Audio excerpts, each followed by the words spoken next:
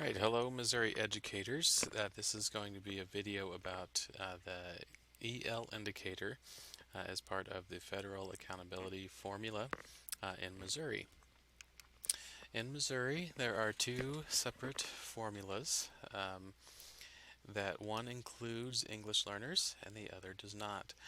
Um, the chart on the left shows how the weights of each indicator, academic achievement, academic progress, graduation attendance rate, and academic English proficiency. Academic English proficiency is the term used on the Missouri's Federal Accountability Report to describe the EL indicator.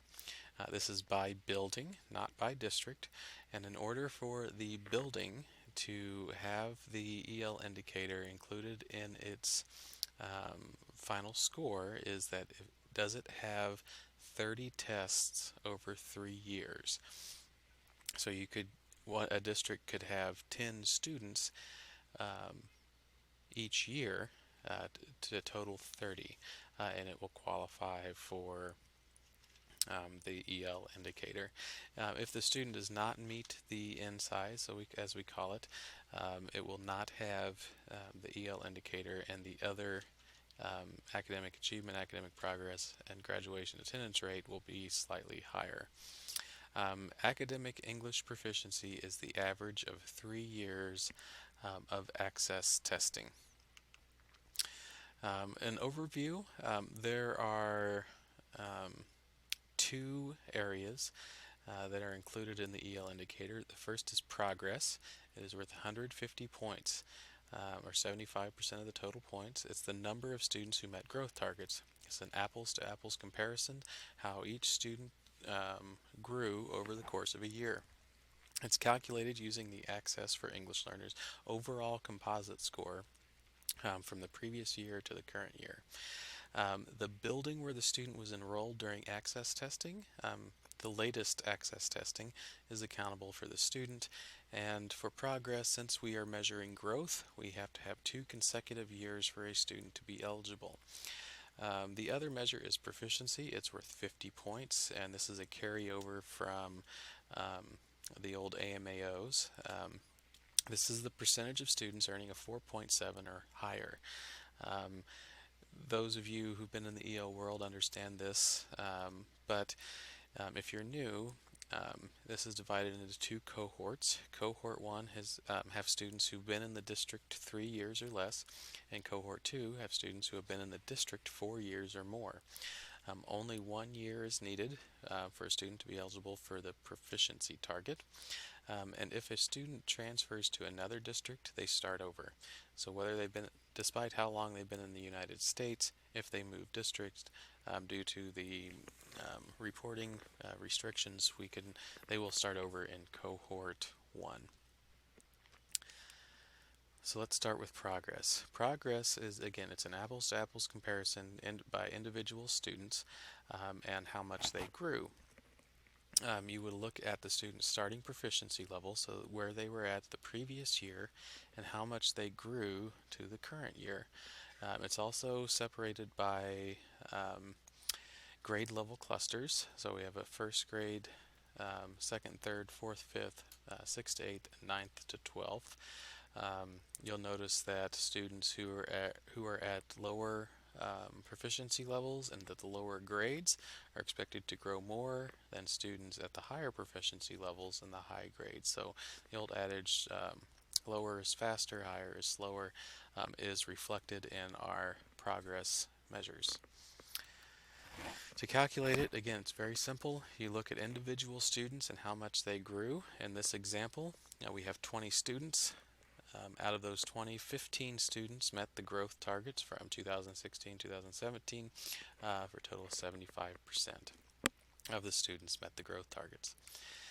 For proficiency, just a reminder, this is the percentage of students earning a 4.7 or higher on the Access. Students only count once, so if a student scored 4.7, you decide to keep them in your program, they score a 4.7 or higher again, they will not count the second time. They can only count in this once. Students in Cohort 1, again, students in the district 3 years or less. Cohort 2, students are in the district 4 years or more. the chart, you can see the percent that is expected for each cohort. So let's look at an example. Building A had 12 students in cohort 1. One of them earned a 4.7 or higher, which is 8.3%. The expectation was 11.8% in 2018-2019, which would get you 70.3% of the total points.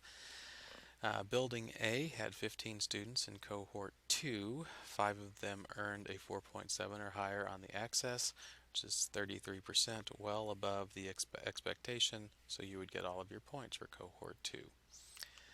If we put it all together, let's look at the progress. The sample that we looked at, 75% of students met the growth targets. So to calculate that, you would find 75% of 150 to give you 112.5 points for progress. For the proficiency, we had that school had 70% of cohort 1 that met it. That's worth 25 points. That's half and half. So you get 17.5 points for cohort 1. Cohort 2, everybody, you met the expectation, so it had 25 points. You could add those together to get 42.5 points. The other way to do this would be to find the average of the cohorts and multiply that by 50. When you have your progress and proficiency points, you simply add those together. For this building, they had 112.5 points for progress, 42.5 points for proficiency, for a total of 155 points. Let's look at a case study. You may get the spreadsheet that breaks down how you got your points. I'll take a minute to explain that. In this example, the very first box is EL accountable. So this is the number of students who took the access assessment in that year. Now with progress, you need students who take the test 2 years in a row. So the progress measure will only include the number of students that have the assessment 2 years in a row. You'll have progress met, progress not met, and then you'll have the percentage for that. Then you have these next two boxes are the cohorts. You have what was expected, how many met, how many did not meet, and the percentage for both of those. You can also have an average of cohort 1 and 2 to make your calculations easier. Let's do a sample. So in 2015, 59 students took the assessment.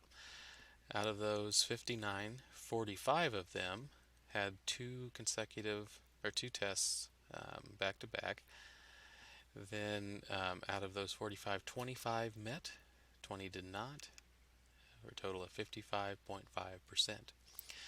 For cohort 1, with the numbers that you had and the percentage that we expect, 3 students were expected to get a 4.7.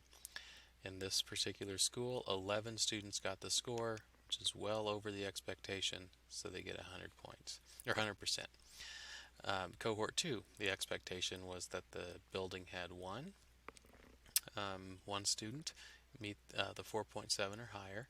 It had 5, so again, the expectation was met. You get 100%. Average of cohort 1 and cohort 2 is 100.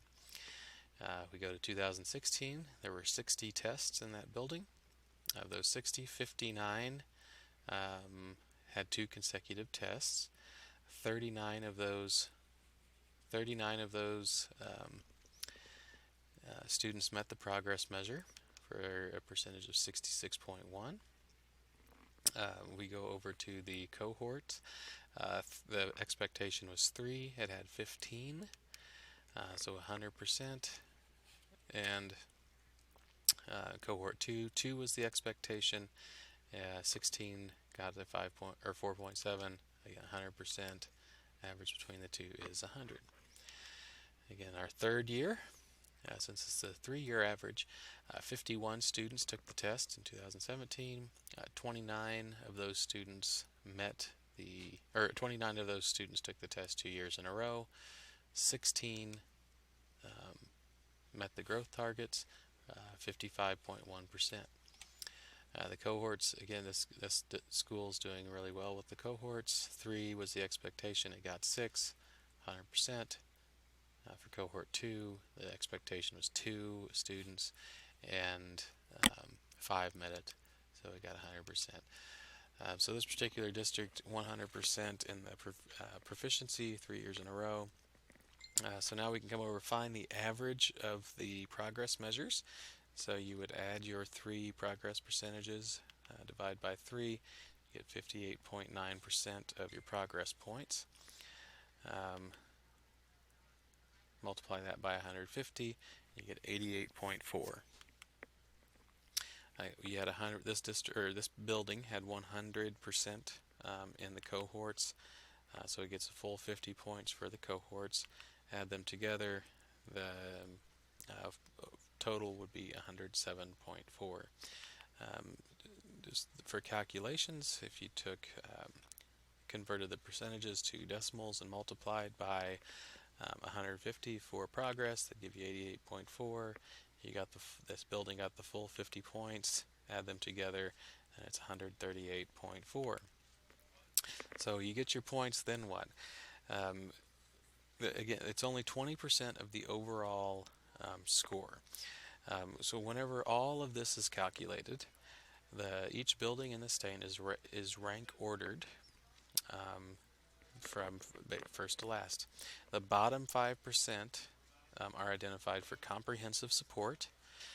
If you would like more information about the implications of these scores and who you should hold accountable in your district for the performance of English learners, you can tune in to the companion video to this titled Implications of Missouri's EL Indicator. Thank you for tuning in. Good luck.